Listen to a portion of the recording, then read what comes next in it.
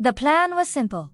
A quick run, in and out, before the storm rolled in, but something shifted the moment my sneakers hit the wooden planks of that old bridge. It was like the world held its breath. The wind, which had been howling just moments before, fell completely silent. No rustling leaves, no bird song, just the dull thud of my own footsteps on the damp wood. A chill, completely unrelated to the weather, crawled up my spine. I tightened my grip on the small flashlight in my hand. Its beam felt feeble, barely slicing through the thick, heavy mist that had descended out of nowhere. Ahead, the skeletal remains of an old, forgotten town emerged from the fog. It was a place half buried by time, half reclaimed by nature. Rusted signs, their words long since faded, swung from their posts with an eerie creak, even though there was no wind to move them.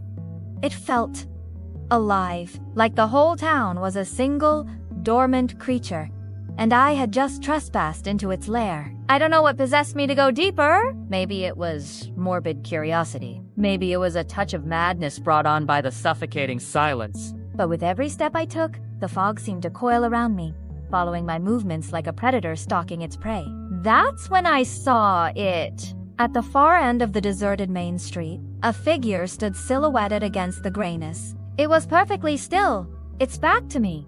"Hello," I called out, my voice sounding small and foreign in the oppressive quiet. There was no answer. I blinked, just for a second, and the figure was gone. Vanished. A knot of pure dread tightened in my stomach, and then I heard it. A sound that will probably echo in my nightmares for the rest of my life. A whisper. It was so faint, so delicate, it could have just been the air settling, but it wasn't.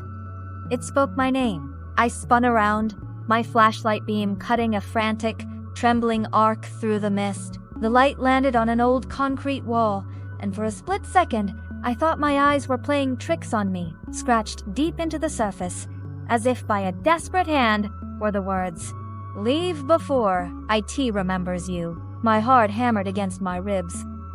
I didn't understand. What was it? And how could it remember me? The answer came with the second whisper. It was closer this time, right by my ear. It wasn't just calling my name anymore. It was repeating it over and over, as if tasting the syllables, learning the sound, and the blood in my veins turned to ice when I realized it was my own voice. A perfect, chilling imitation. I stumbled backward, my breath catching in my throat. The fog wasn't just fog anymore. It thickened, swirling and churning, and I could see them, shapes coalescing within the mist. Ghostly faces, half-formed and flickering in and out of existence like broken, corrupted memories. Every sound I made my ragged breaths. The frantic scrape of my shoes on the pavement was instantly echoed back at me, twisted and distorted by the fog. Soon, I couldn't distinguish my own sounds from the mimicry. Panic took over. I just ran. I sprinted through the empty streets, through the mist that felt like a living, breathing entity clinging to me. But no matter which way I turned, no matter how fast I pumped my legs, the sound of my own footsteps was always there. Just one single, terrifying step behind me. Finally, through the swirling gray, I saw Eat the Bridge. The way out. I poured every last ounce of my energy into reaching it. But as I stumbled onto the wooden planks, my escape was blocked. There was someone standing in the middle of it, someone holding a flashlight, its weak beam pointed at the ground, someone who looked exactly like me.